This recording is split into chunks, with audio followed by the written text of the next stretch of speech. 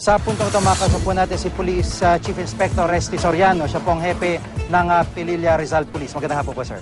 Magandang hapon po, Jiggy. Opo, at kanina nga po, nakausap natin yung isang kaanak ni Mark Elgin. Sa pamilya ho, hindi po sila kumbinsido na maaaring nahulog po yung bata dito sa lugar, gaya po ng findings po ng police. Ano po ang masasabi niyo? Kaya nga po, ang minarapat po namin na tinawag yung presensya ng Crime Lab. Kung mapansin nyo kanina, andyan po yung SOCO team natin para mag-conduct po ng post-mortem examination para malaman po natin kung ano yung sanhi ng pagkamatay nitong bata. Opo, at paano ho ba nakarating yung pulis sa teorya na maaari pong siya naglaro doon, nahulog? Paano po nakaabot?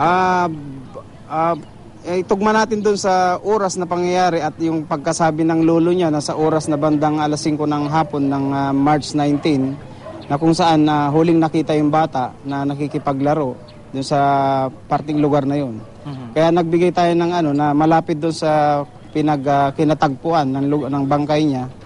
So nagkaroon tayo ng teorya na baka may posibilidad na nalaglag at doon na mismo namatay yung bata. Pero meron ho bang interview kayo sa ibang mga taga rito, sa ibang mga bata na karaniwang laruan? Kasi sa video nakikita natin medyo talaga masukal. Masukal. At parang delikado yung lugar. Meron ho bang ganong interview sa mga witnesses na karaniwang pinaglalaroan po itong lugar na ito ng mga bata? Base doon sa investigador natin na bali siya yung unang nagpunta doon sa crime scene nung natagpuan itong yun po ang lumalabas na nakitaan itong bata na may mga kalaro doon sa lugar na. Opo, at yung pong nung una nyong makita, paano nyo naman po nasabi na maaari nga pong kinain ng hayop? Wala ho bang yung sorry po, pasintabi, pero yung pagkakabiyak po ng bata, regular yung guhit?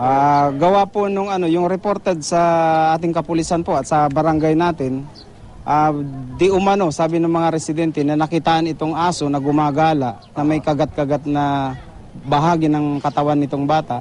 Kaya nung nasundan nila yung aso na yun kung saan galing, at doon na nakita yung naagnas na bangkay nitong bata. Yun ang naging basihan? Yun ang nagiging basihan na posible na kumbaga kaya nawalan na nitong vital organs nitong bata, posibleng kinagat na ng aso o anumang hayop na nandun sa lugar na yun. Opo, at sa ngayon gaano katagal hihintayin itong eksaminasyon ng mga forensic experts bago po According sa Crime Lab, antay natin hanggang next week po yung resulta ng examination nila. Opo, maraming po salamat si Police Chief Inspector Resty Soriano. Siya po yung hepe ng Pililla Rizal Police.